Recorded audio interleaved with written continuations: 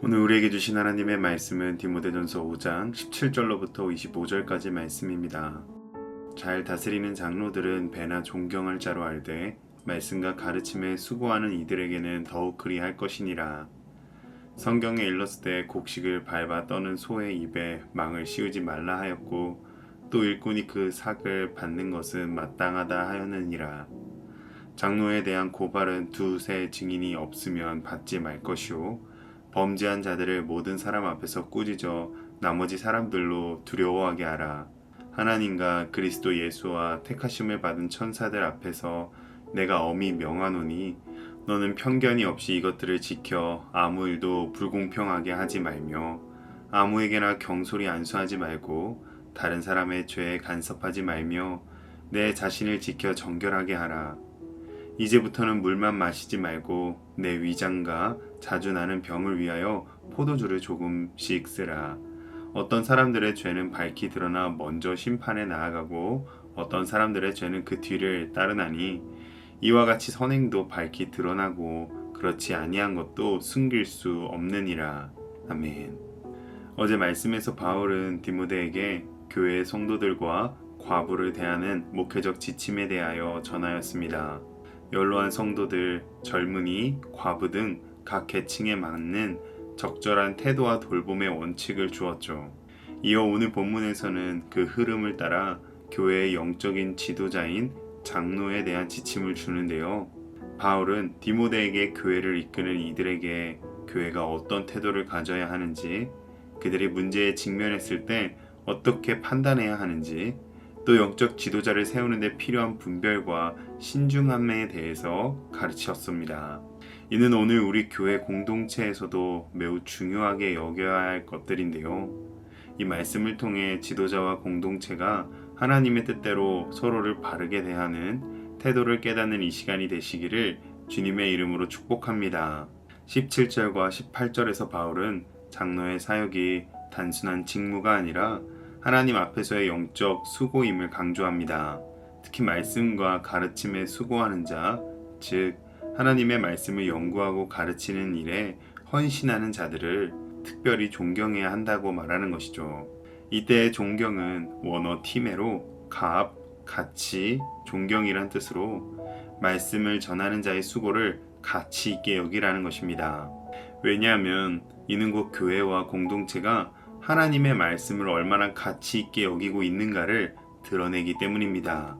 이에 바울은 단지 형식적인 예우를 넘어서 실질적인 물질적 보상도 해야 한다고 하는데요.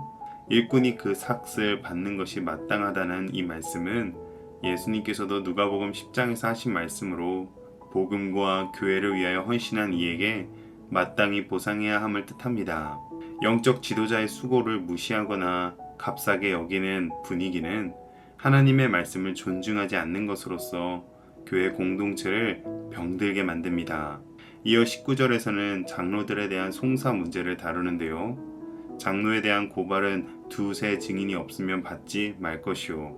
교회 지도자는 사람들 앞에 서서 사역하기 때문에 때로는 부당한 비난이나 거짓 고발에 노출되기 쉽습니다. 그래서 바울은 장로에 대한 고발은 신중해야 하고 최소 두세 증인의 증거가 있어야 한다는 원칙을 세운 것입니다. 하지만 동시에 죄를 지은 지도자에게는 모든 사람 앞에서 꾸짖어야 한다라고 엄히 경고합니다. 지도자라고 해서 죄를 은폐하거나 덮어서는 안 되는 것입니다. 오히려 공개적으로 꾸짖음으로써 공동체 안에 경각심을 심어야 하는 것입니다. 이런 권징과 판단은 하나님과 예수 그리스도와 천사들 앞에서 이루어진다는 점에서 디모데는 이를 행할 때 편견이나 사사로움을 배제하고 공정하게 판단해야 했습니다. 이는 오늘날 교회의 징계와 회복 사역에도 그대로 적용되어야 하는 기준입니다. 그런데 혹시 지금 우리는 지도자의 문제를 다룰 때 너무도 쉽게 비난하거나 정죄하거나 또 반대로 친분이나 직분 때문에 죄를 은폐하거나 회피하고 있지는 않은지 돌아보기 원합니다. 그렇기에 바울은 교회의 영적 지도자를 세우는 데 있어서 신중함과 정결함을 강조합니다. 교회 영적 지도자를 세우는 안수 의식은 단순한 것이 아니라 하나님 앞에서 그 사람을 교회의 영적 책임자로 세우는 것입니다. 특히 디모데에게는 다른 사람의 죄에 간섭하지 말고 자신을 정결하게 지키려는 당부도 더합니다. 지도자가 스스로 죄에 물들지 않기 위해서는 먼저 자신의 경건에 힘써야 한다는 것입니다. 이에 덧붙여 바울은 23절에서 디모데의 위장병과 잦은 병을 알고 건강을 관리하라는 실질적인 권면도 주었는데요. 지도자로서 영적인 건강과 함께 육체적 건강 역시 중요한 사역임을 가르치는 것입니다. 이처럼 영적 지도자는 교회를 섬기는 사역에 있어서 너무도 중요한 역할이고 이에 따라 막중한 책임감을 지녀야 합니다. 그리고 마지막 24절과 25절을 통해 죄나 선행이 결국에는 다 밝히 드러나게 될 것이라고 합니다. 즉, 지도자의 자질은 시간이 지나면 반드시 나타나게 되므로 너무 빨리 판단하지 말라는 것입니다. 그런데 혹시 지도자가 판결을 내릴 때나 공동체가 지도자를 세울 때 우리는 외면과 눈에 드러나는 성과만을 보고 성급하게 판단하고 있지는 않은가요? 우리는 하나님께서 분명히 죄악과 선행을 밝히 드러내실 때까지 나 스스로 정결하게 지키며 기다릴 수 있어야 합니다. 오늘 본문은 교회 공동체 안에서 영적 지도자를 어떻게 바라보고 어떻게 세워야 하며 어떻게 바로잡아야 하는지에 대해서 매우 실질적인 가르침을 주었습니다. 첫째로 영적 지도자는 하나님의 말씀을 맡은 자로서 존경과 지지를 받아야 합니다.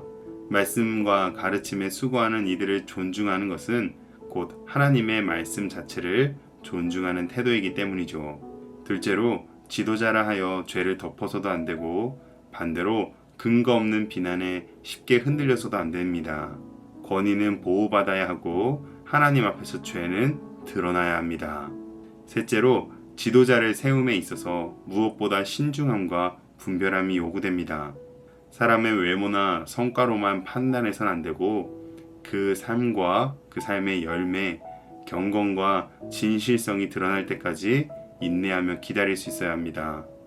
하나님께서는 반드시 때가 되면 감추인 것도 또 드러난 것도 모두 밝혀주실 것이기 때문입니다.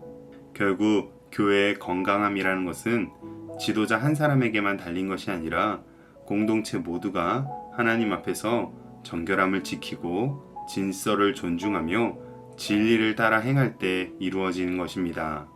그러므로 오늘 우리 모두는 각자의 자리에서는 하나님 앞에 자신을 돌아보며 정결하게 지키고 교회를 하나님의 뜻대로 세워가는 거룩한 동역자들이 되시기를 주님의 이름으로 축복합니다.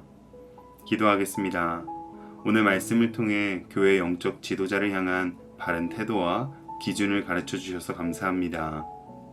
우리가 말씀을 맡은 자들을 존중하게 하시고 불의에 대해서는 두려움 없이 바로 서게 하시며 무엇보다 하나님의 뜻을 분별하며 신중히 지도자를 세우게 하옵소서.